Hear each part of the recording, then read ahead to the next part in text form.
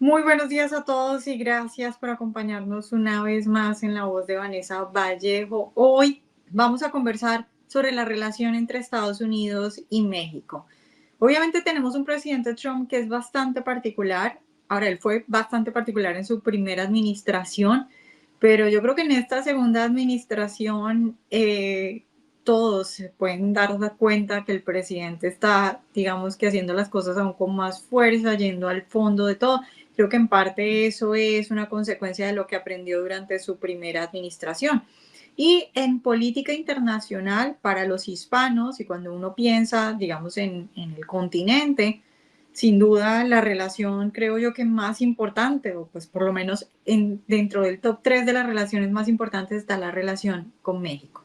Y varias cosas han pasado, bueno, muchas cosas han pasado en esa relación con México. Ahora, particularmente, por ejemplo, el asunto de las caravanas, yo no sé si ustedes se acuerdan, en cuanto a la cuestión migratoria, ustedes se acordarán que durante meses, durante la administración Biden, veíamos caravanas yendo ciudad tras ciudad en México, se quedaban meses ahí, miles de personas, con todo lo que eso implicaba, y ha llegado el presidente Trump y esas caravanas desaparecieron. Y una relación, por supuesto, bastante, digamos que tensa a veces, pero sobre todo bien particular con una presidente Sheinbaum, que no parece estar de acuerdo con el presidente Trump, pero que parece tener miedo a las represalias que el presidente pueda tomar en materia económica y con los aranceles. Entonces, una situación bastante interesante en materia política para analizar y con muchas consecuencias para los dos países que tienen una relación millonaria en materia comercial y que además tienen una frontera que ha tenido una historia bastante complicada. Hoy particularmente para abordar esos temas tengo dos invitados que nos van a ayudar a ver desde adentro, porque son dos alcaldes de dos ciudades mexicanas muy importantes en cuanto a materia migratoria y en cuanto a materia de estos cambios, y que nos van a ayudar a entender todo esto. Pero bueno, antes de avanzar con este tema, quiero recordarles, como siempre, que el programa de hoy llega con el apoyo de One Café, que es un café con sabor sin igual, traído directamente desde las tierras altas de Guatemala. 5 generaciones de caficultores guatemaltecos le ofrecen un café con notas de chocolate, miel y cítricos. Cada taza cuenta una historia y cada bolsa ayuda a financiar proyectos comunitarios. De One Café, disfrútelo con propósito y disponible ya en Voz Mercado.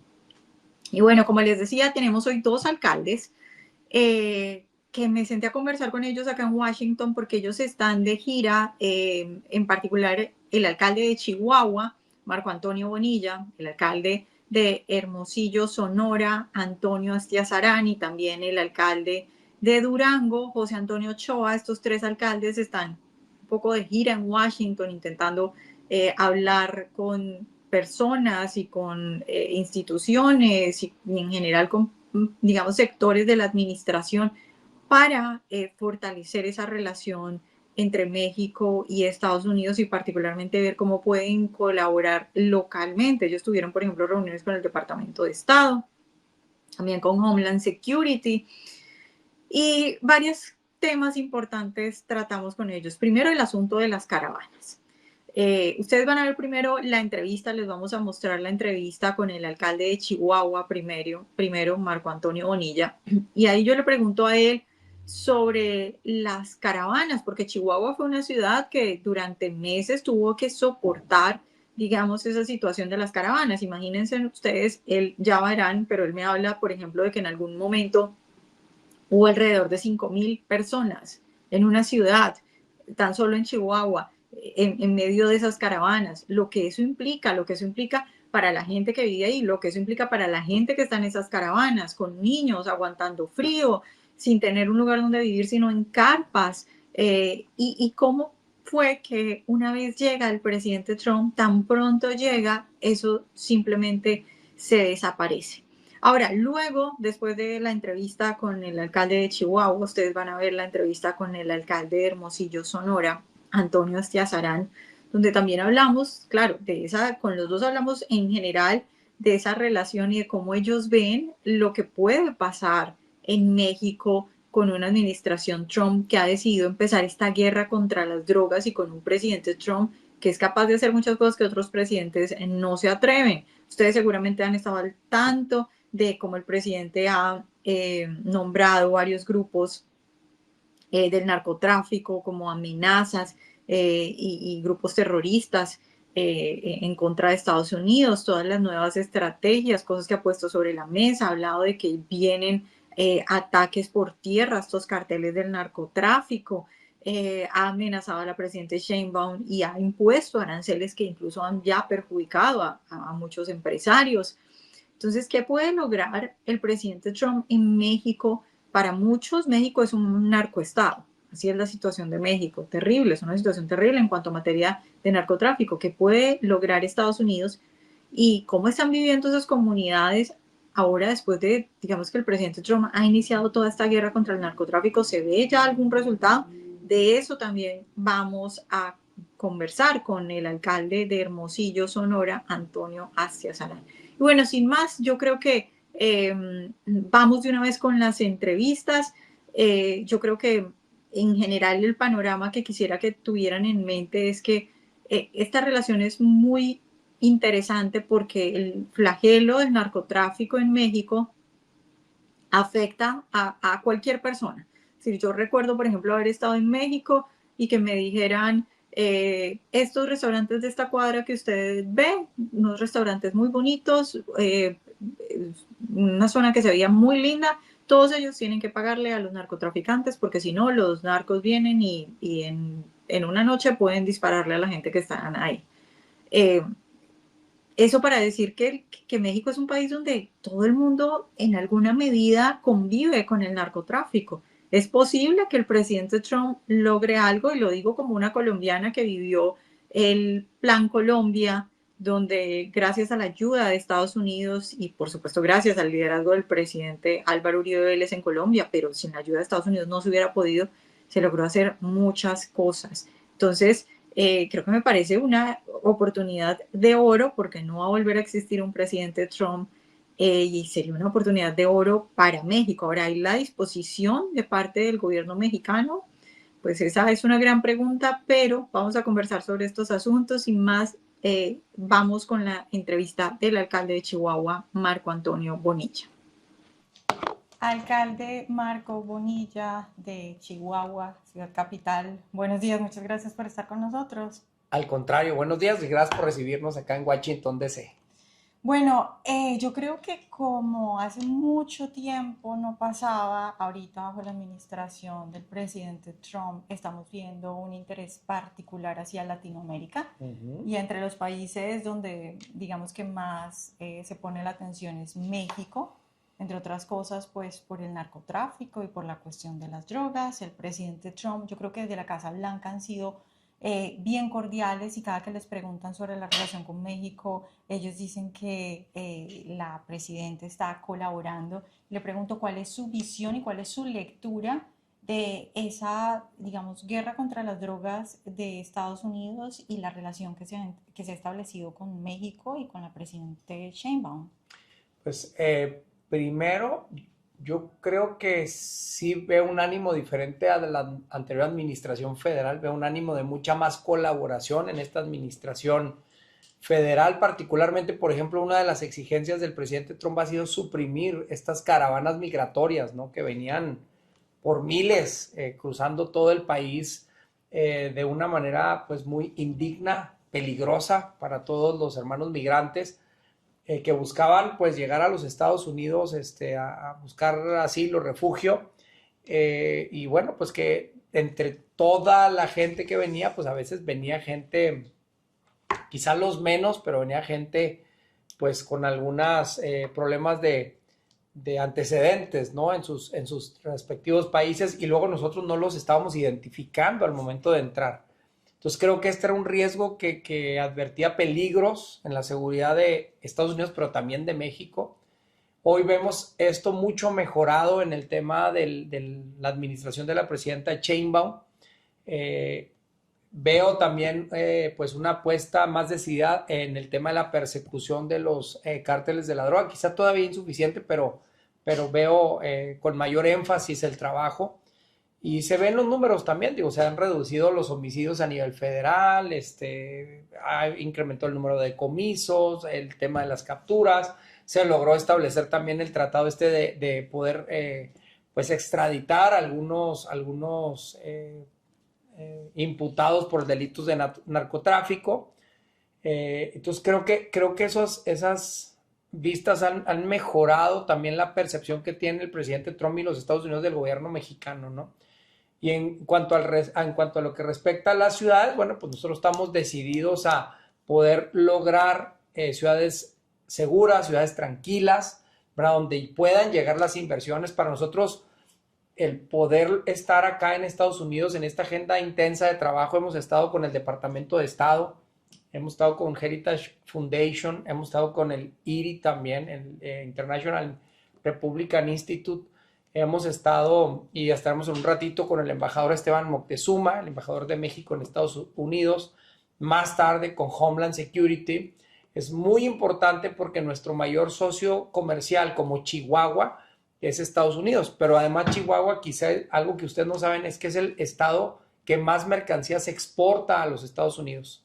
Tenemos en la ciudad de Chihuahua instaladas empresas como Textron, dedicada a la industria aeroespacial. Mucha de la industria privada se fabrica por Textron en el mundo.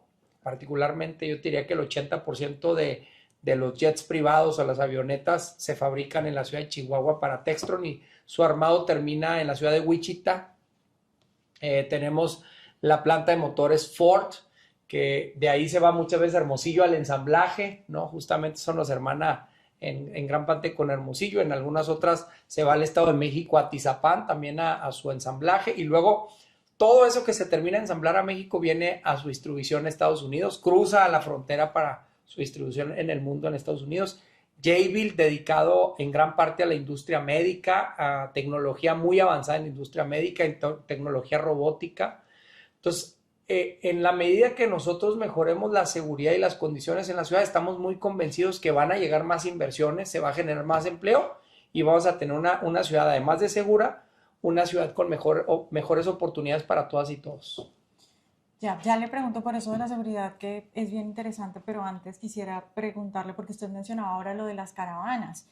Es bien interesante eso porque durante la administración Biden vimos muchos episodios en los que había caravanas muy grandes, mucha gente que, bueno, digamos en muchas ocasiones esperando en México, porque eso desapareció, es decir, fue el efecto Trump, fue la presidenta Sheinbaum, es una colaboración de los dos. ¿Cuál es su explicación a que ya no vemos eso?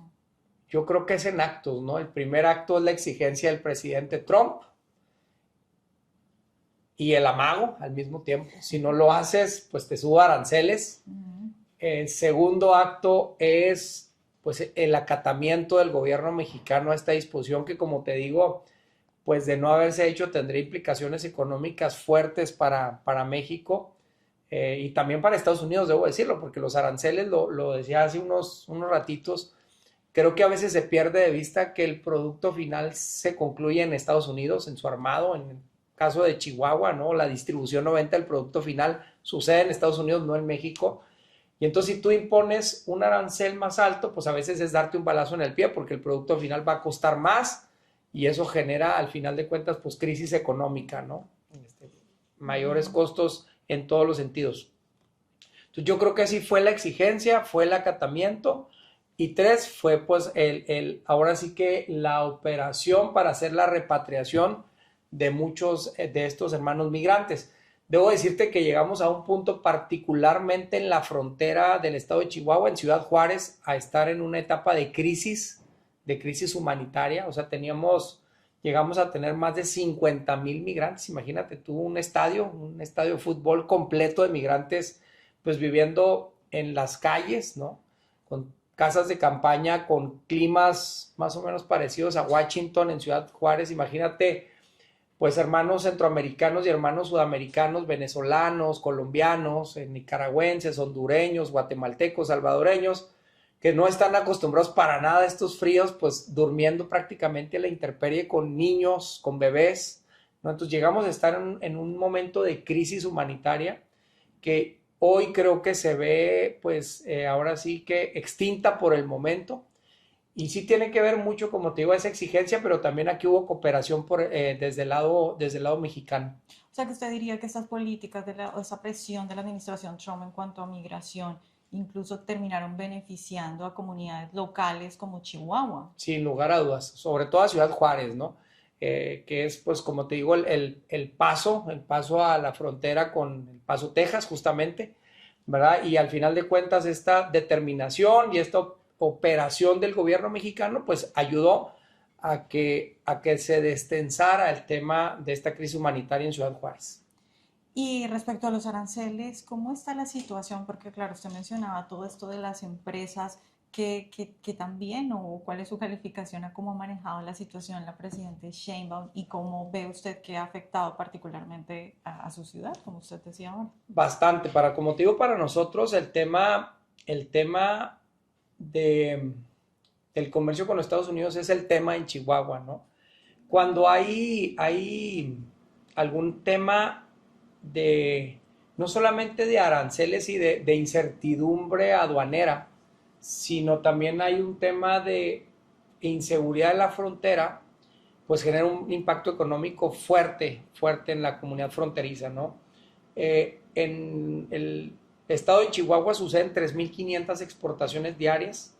Cuando hay alguna situación de retrasos en la frontera, filas de más de trailers o de camiones comerciales, pues generan impactos negativos entre 250 y 350 millones de dólares al día. Entonces, a veces este tema del impacto económico de estas decisiones y de la incertidumbre aduanera, que sí van las aranceles y no siempre no van los aranceles, ha generado, fíjate, en este año, pues la detención de más de 19,000 cargas que venían de mercancías americanas, no mexicanas, americanas, manufacturadas en México, pero con destino final y con patente en Estados Unidos, y ha generado pérdidas millonarias, pues en más de 1.500 millones de dólares. Tuvimos también otro suceso en las fallas. Eso solo para Chihuahua. Para el estado de Chihuahua, estoy hablando solamente, digo, habría que sumar las demás fronteras, pero Chihuahua, más de 1.500 millones de dólares pues, pérdidas en este año, solo en este año.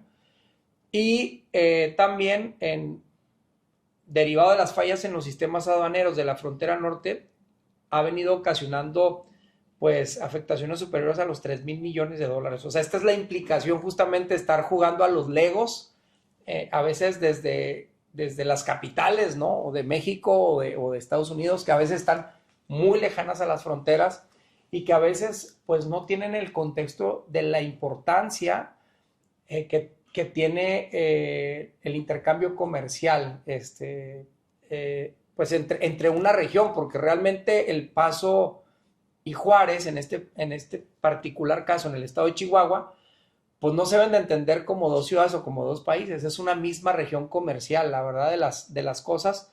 Entonces, bueno, yo creo que lo que nosotros tenemos que hacer como México es pues hacer lo que nos compete, ¿verdad? Que también creo que en este punto el presidente Trump ha tenido toda la razón, o sea, ha exigido tres cosas básicamente: controla las caravanas migrantes; dos, persigue los cárteles de la droga; haz decomisos, sobre todo de fentanilo; y tres, ser recíproco con los Estados Unidos, ¿no? O sea, si nosotros te damos facilidades en el TEMEC, tú también danos facilidades a nosotros. Entonces yo creo que si se cumplen estos tres puntos, que son creo que muy sencillos la verdad de cumplir, porque las dos primeras exigencias del gobierno de los Estados Unidos y del presidente Trump son cosas que deberíamos de estar haciendo como gobierno. Y la tercera, este tema de ser recíproco, pues es algo que creo que inclusive en el ADN lo tenemos sembrado los mexicanos, ¿no? Cuando hay un buen trato en el comercio, en el gobierno de los Estados Unidos, de la sociedad de Estados Unidos, hay siempre un buen trato del lado de México, que es un pueblo muy hospitalario.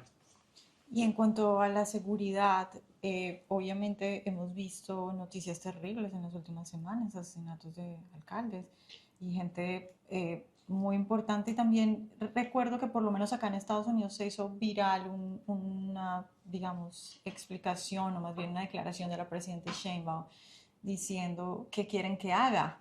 Esa era la pregunta, ¿no? Y eso yo creo que para muchos acá en Estados Unidos era como, bueno, si la presidenta responde así, ¿qué pueden esperar los mexicanos? ¿Cuál es su lectura de la seguridad en este momento en México respecto a esa situación del narcotráfico y lo que está pasando en general con los candidatos en política siendo asesinados?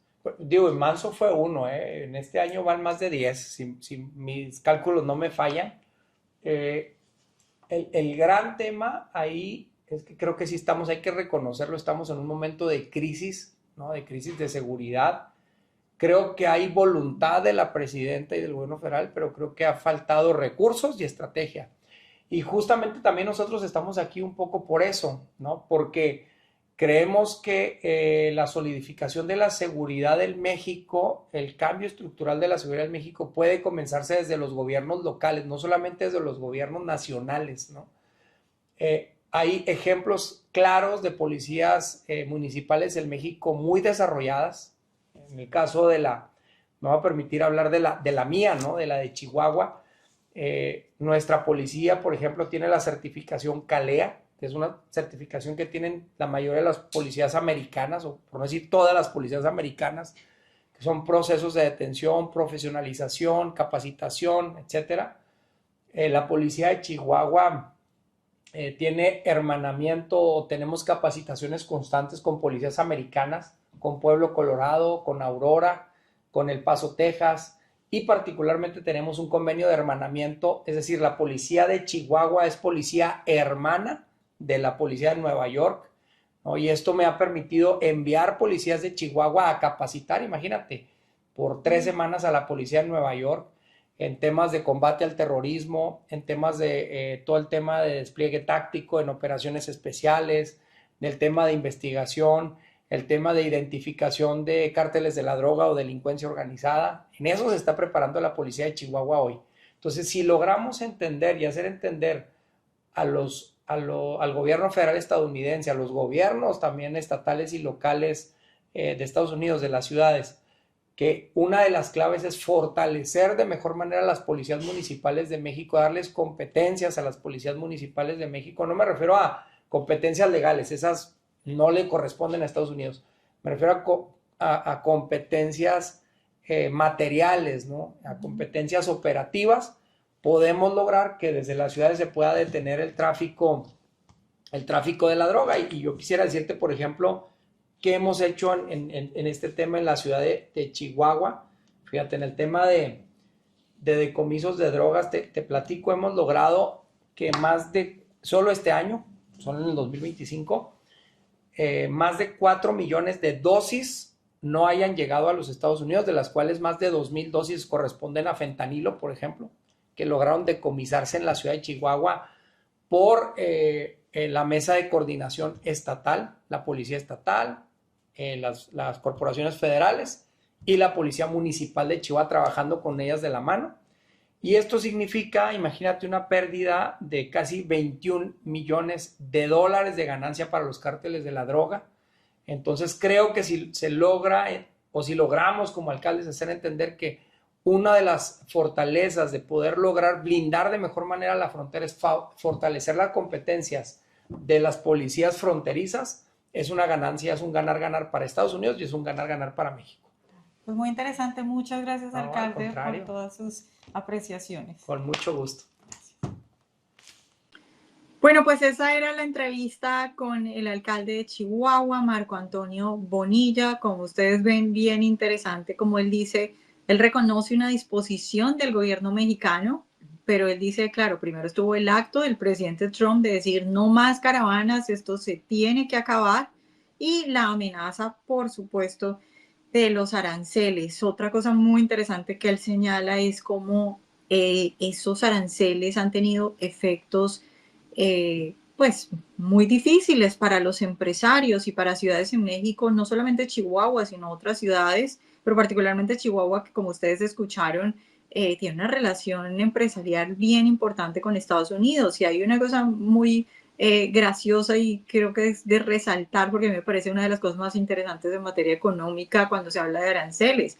Y es que a veces aún sin que se hayan puesto los aranceles, el solo hecho de poner sobre la mesa la incertidumbre, eso ya hace que se pierdan millones de dólares, porque claro, nadie quiere invertir y nadie quiere producir sabiendo que existe la posibilidad de que de un día para otro se pongan unos aranceles que van a hacer inviable su producto.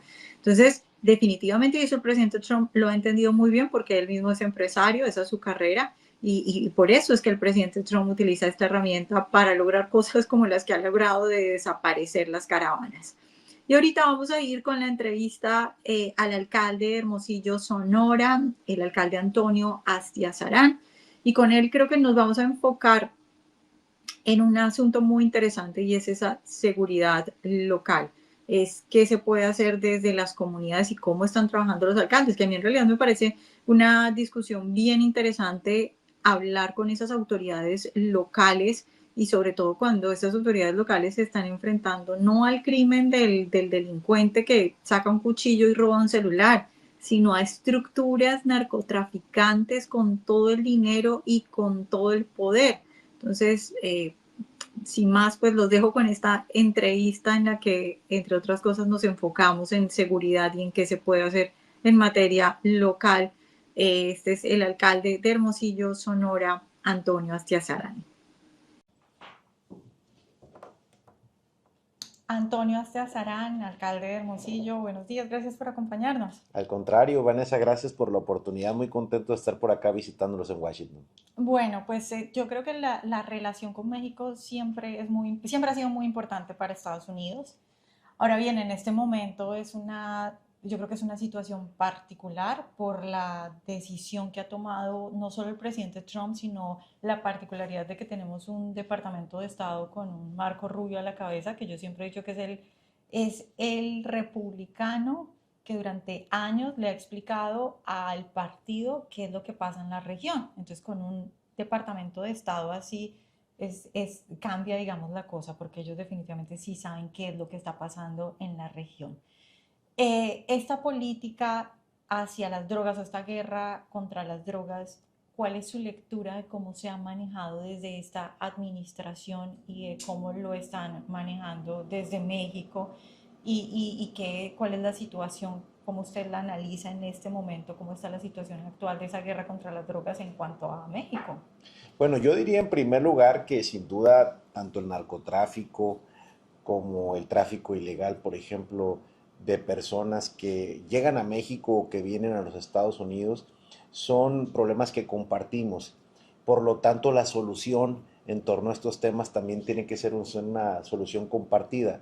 No todo está, creo yo, en la cancha de México, tampoco todo está en la cancha de los Estados Unidos y por eso es muy importante la colaboración. Yo destaco mucho el esfuerzo del gobierno de Estados Unidos y el esfuerzo de México también para trabajar de manera conjunta en estos temas, sobre todo en el tema del narcotráfico.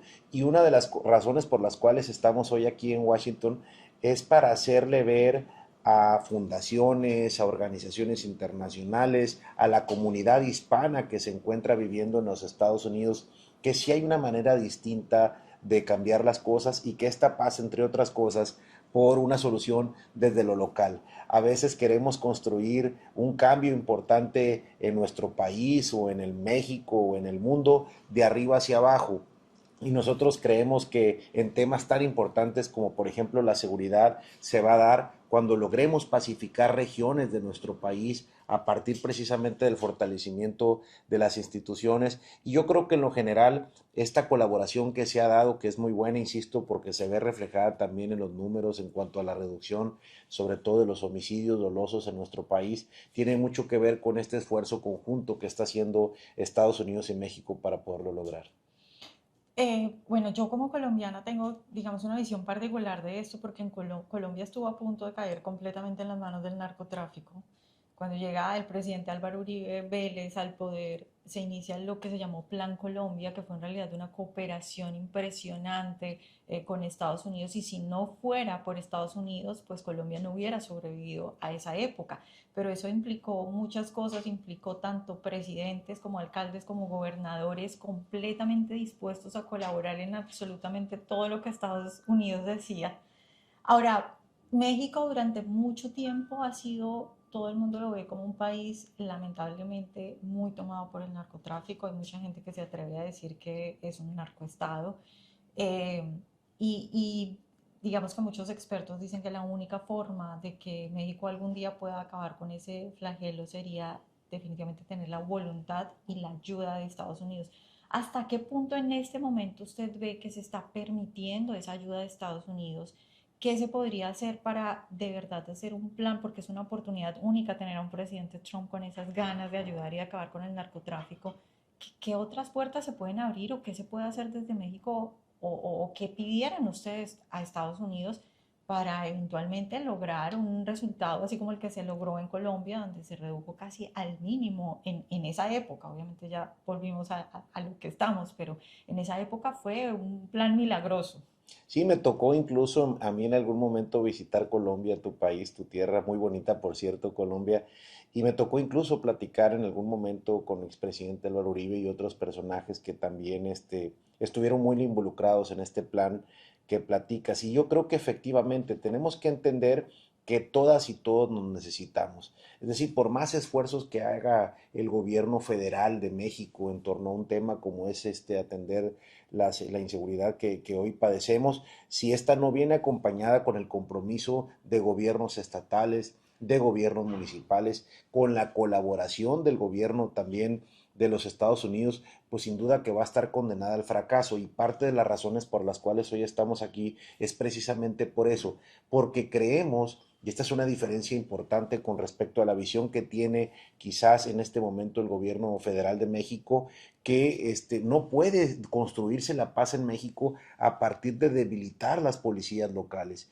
Y hoy, por ejemplo, en México dejamos de contar con un apoyo federal que antes tenían los municipios, que era el Fortasec, era un fondo especial para equipar a las policías municipales. Por darles un ejemplo, Hermosillo recibía 106 millones de pesos anuales que se dedicaban a la compra de patrullas, de chalecos, de armamento, de capacitación, de sueldos de policías. Entonces, sí hay una diferencia importante en torno a la visión que tiene el gobierno federal con algunos presidentes municipales, como es mi caso, que creemos que la pacificación de México se va a dar a partir del fortalecimiento de las policías locales. Y en ese fortalecimiento de las policías locales, y eso es parte de la agenda que hemos tenido nosotros aquí, pasa entre otras cosas por el intercambio de información, que es importante porque a final de cuentas las policías municipales son las que están más cerca del ciudadano al momento de que se comete alguna infracción, incluso de carácter administrativa, pero también pasa por supuesto por la capacitación y el equipamiento de las policías municipales.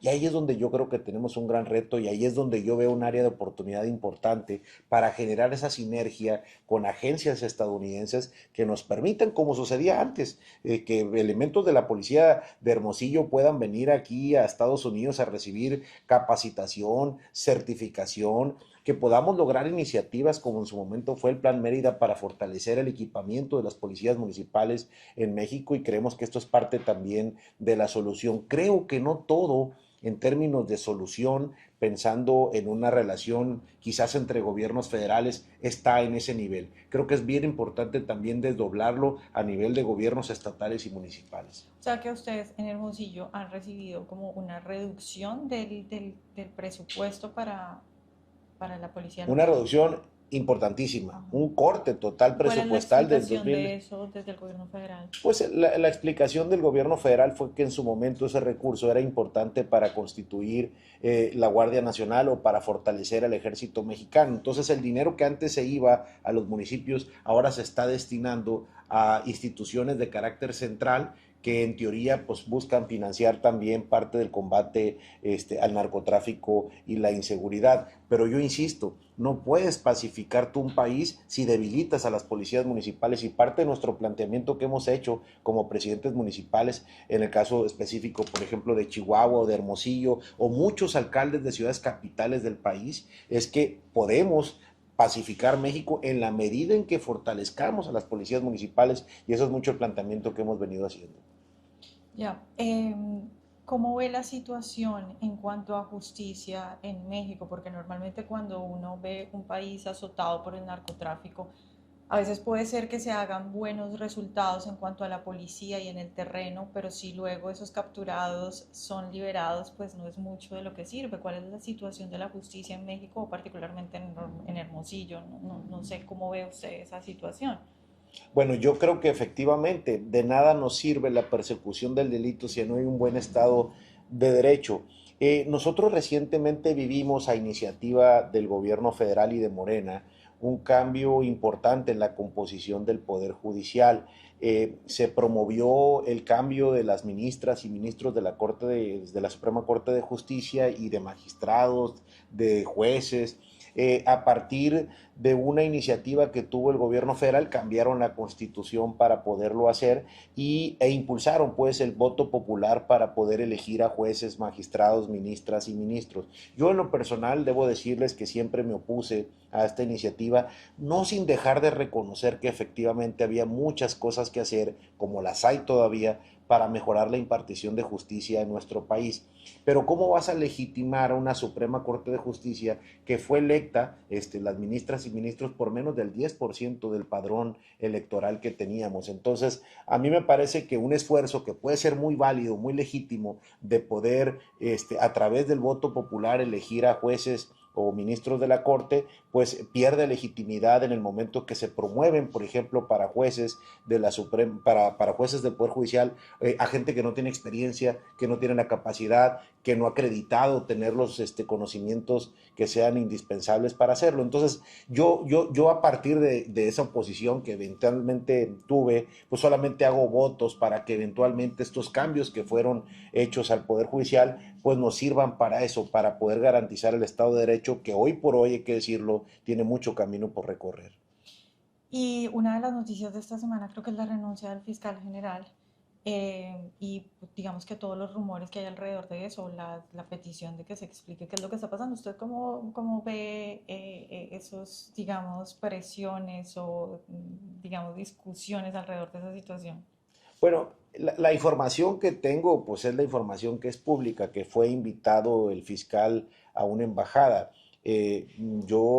Con la información que tengo también es que la propia Constitución, cuando se hace cambio a la Fiscalía General de la República, se hace, entre otras cosas, con la intención de garantizar la autonomía del fiscal general, precisamente para evitar que la fiscalía se estuviera utilizando como un instrumento de carácter político, de persecución política. Entonces, se dio este cambio, hubo una discusión incluso al interior del Senado de la República para saber si se pudiera considerar o no grave la causal, porque así lo establecía la Constitución, de que solamente era renunciable ese cargo en función de la gravedad del tema. En este caso fue una invitación que recibió el exfiscal Gertz Manero para pues, encabezar una embajada de México en el exterior. Entonces, pues obviamente esto generó un debate interno dentro del Senado de la República, pero lo que yo buscaría después de todos estos cambios, precisamente hoy se acaba de ya seleccionar los 10 nombres que eventualmente pasarían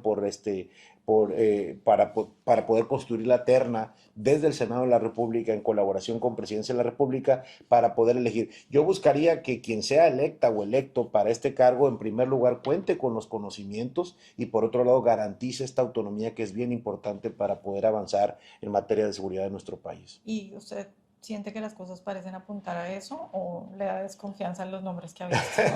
Pues hay que esperar los nombres, apenas el día de hoy se van a dar a conocer. Lo que sí es una realidad es que volvemos a lo mismo y el caso del Poder Judicial es un ejemplo de ello. No podemos construir una democracia sólida en México si un poder se antepone sobre otros. Ya nos pasó en el Poder Judicial, ya nos está pasando en el Poder Legislativo y esto es algo que obviamente nos preocupa mucho.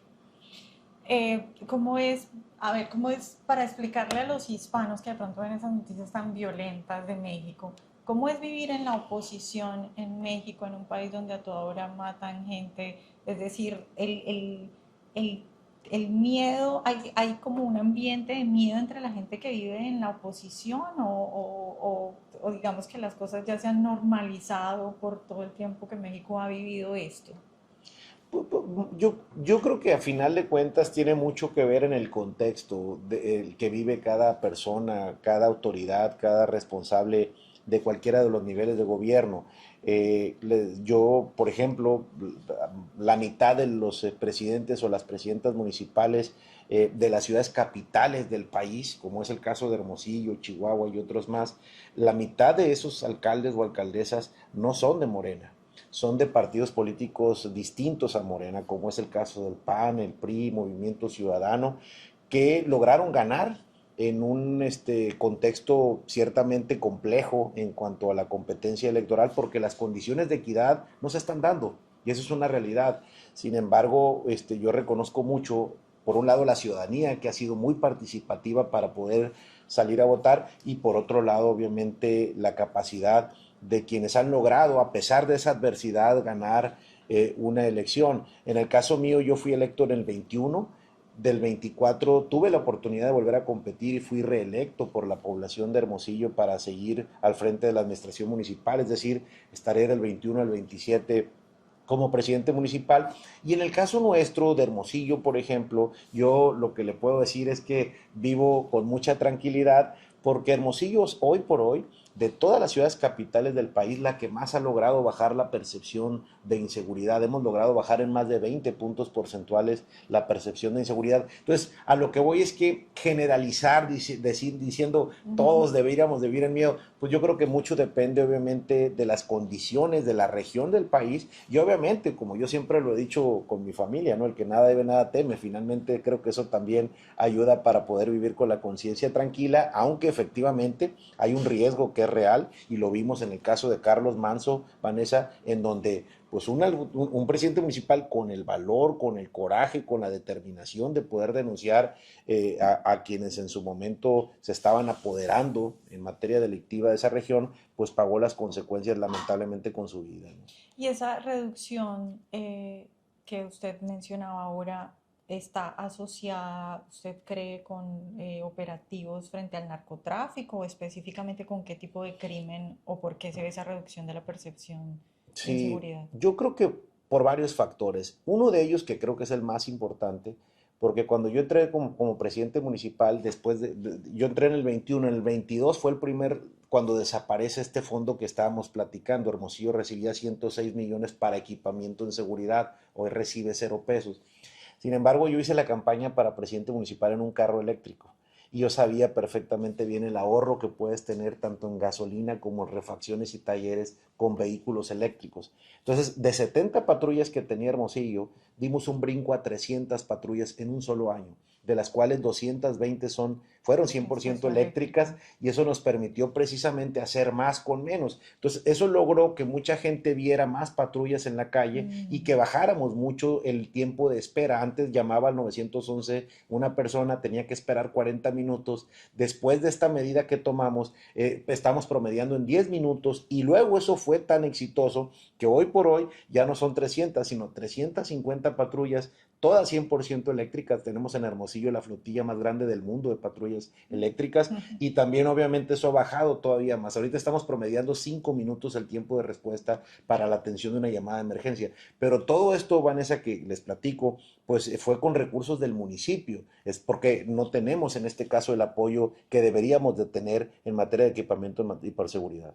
Pues muy interesante. Finalmente quisiera preguntarle, he visto en las encuestas que la popularidad de la presidenta Sheinbaum ha estado cayendo, es decir, ella inicia muy alto con un 80% y ahorita hace poco vi una encuesta donde estaba en un 57, 58, es una caída bastante. En materia general, digamos, hablando más de ideas, del ambiente político en México, ¿usted cómo analiza la posición de Morena y la posición de lo que usted pueda llamar el conjunto de la oposición? ¿Usted cree que, digamos, estos años de primero Andrés Manuel López Obrador y ahora Sheinbaum han de alguna manera fortalecido o inclinado el péndulo hacia la derecha? ¿Cómo esa posición de, digamos, la derecha en materia de ideas y en materia de popularidad en los mexicanos? Bueno, evidentemente nuestro país no deja de ser un mosaico, una serie de mosaicos, de diferentes tipos ideológicos, de cultura, de personalidad, de origen incluso étnico. Yo creo que efectivamente el cambio en nuestro país, siempre lo he dicho y lo he platicado incluso con algunos amigos, porque en pues, nuestro caso como alcaldes de capitales es un ejemplo, va a venir de abajo hacia arriba. Si nosotros estamos esperando que de arriba hacia abajo vaya a llegar en masa, como sucedió en su momento con Vicente Fox o con Andrés Manuel López Obrador, yo creo que en esta ocasión será de abajo hacia arriba. Y por eso es bien importante que cada una de las regiones de México, que cada una de las ciudades de nuestro país haga lo que tenga que hacer para promover los cambios desde lo local y que esos cambios desde lo local nos permitan después poder llegar a una competencia. Y por otro lado también hay que entenderlo, yo creo que los partidos políticos están ciertamente muy llamados a la reflexión interna, pues para postular a buenas candidatas y candidatos cuya trayectoria sea intachable, pero que también tengan la capacidad para solucionar los problemas. Yo lo que he podido vivir en carne propia es que la gente no ha conocido todavía como presidente municipal una fuga de agua, un bache que sea de izquierda o de derecha. El bache ahí está, la fuga ahí está y necesita soluciones. Y las soluciones no se van a dar con ideología. Yo creo que lo importante es que pongamos por encima de todo la solución a los problemas que tiene cada uno de los municipios y que esta sea precisamente nuestra plataforma para poder promover un cambio en México. Bueno, alcalde, pues muchas gracias por la Gracias, entrevista. muchas gracias, Vanessa. Bueno, pues ya vieron ustedes una entrevista bastante interesante en materia de las ideas que uno puede entender sobre cómo se pueden manejar estos temas. A mí en particular el tema de la seguridad me parece bastante interesante en Colombia cuando el presidente Uribe intentó y lo logró, sacó adelante el Plan Colombia. Efectivamente, lo que pasaba en las comunidades era fundamental. En Colombia sucedió que, por ejemplo, las personas, los civiles, trabajaban en conjunto con el ejército para expulsar a la guerrilla y a los narcotraficantes, bueno, narcoguerrilleros en realidad sería la mejor palabra, para sacarlos de sus zonas. Y eso tiene muchas cuestiones fundamentales y que ayudan o que son fundamentales para lograr el triunfo. El alcalde, como ustedes lo escuchaban, el alcalde de Hermosillo decía que obviamente a nivel local se sabe mejor cuáles son las necesidades y qué es lo que pasa. Además, en Colombia, entre todos los beneficios que tiene involucrar a la comunidad y trabajar a manera local, una de las cosas que siempre resaltaba el presidente Uribe con este involucramiento de la comunidad es que nadie trabaja con más corazón que las personas que viven ahí, es decir, nadie quiere más mejorar la salud de su ciudad que los que viven ahí a diario y que trabajan por la seguridad de su propia familia. Entonces, yo creo que no estoy diciendo que en Hermosillo se esté haciendo algo parecido a lo que se hizo en Colombia, involucrar a ese nivel a la comunidad local, pero simplemente quería poner el punto sobre la mesa porque es una de las maneras más interesantes de trabajar por la seguridad, sobre todo cuando se trata con estos grupos narcotraficantes. Pero lo que sí plantea el alcalde, como ustedes escucharon, es empoderar a esas autoridades locales e incluso esa idea de él de que la policía local directamente tenga capacitación con Estados Unidos son ideas que definitivamente pueden tener impacto en esas comunidades. Ahora bien, de nuevo, y ya para finalizar, a mí me parece que la pregunta más interesante acá es qué puede lograrse en México en materia del narcotráfico ahora con un presidente Trump que ha decidido iniciar esta guerra contra las drogas y que está dispuesto a colaborar en tantos asuntos. ¿Qué tan disponible está la presidenta de México a colaborar en esos asuntos, a permitir al presidente Trump hacer todas estas cosas? Pues ese es un asunto fundamental. Pero muchas ideas y muchos cambios hemos visto ya hasta ahora, empezando por el hecho de que han desaparecido las caravanas. Bueno, espero que les haya parecido interesante toda esta conversación, que les haya dado ideas sobre cómo se pueden manejar estas cosas a nivel local y las reflexiones sobre lo difícil que es esta lucha contra el narcotráfico.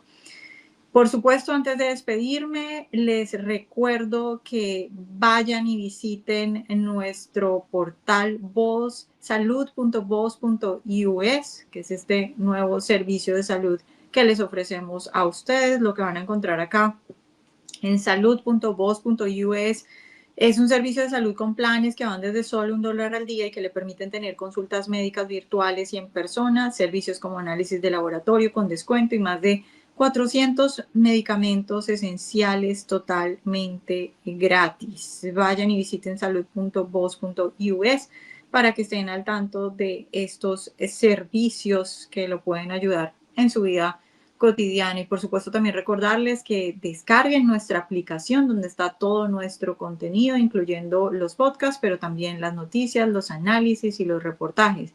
Y por supuesto que como este tenemos otros podcasts en voz que están en todas las plataformas de podcast que usted quiera, como por ejemplo Spotify, pero también por supuesto que vayan y visiten nuestro canal de YouTube para que disfruten este podcast que está cada semana, todos los jueves en la noche, pero también los otros podcasts que tenemos a lo largo de la semana. Con eso, pues muchas gracias por acompañarnos y nos vemos la próxima semana.